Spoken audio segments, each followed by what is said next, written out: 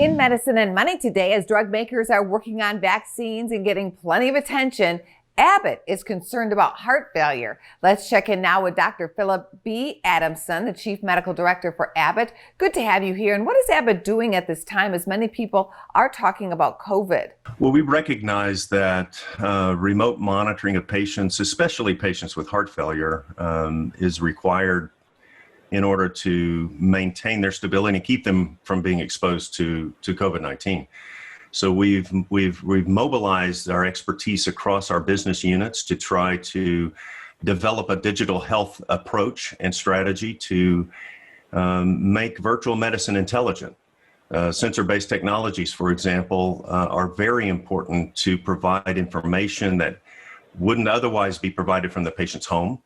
And that information can guide therapies that doctors need to change that maintain patient stabilities and keep them out of the hospital.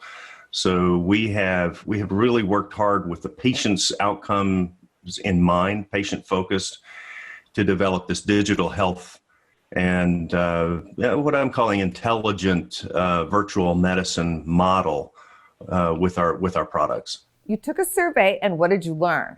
Well, we found that most cardiologists and providers were really blindsided by the COVID-19 pandemic, as I think we all were. I mean, who would have anticipated the last 8 to 10 months of our lives?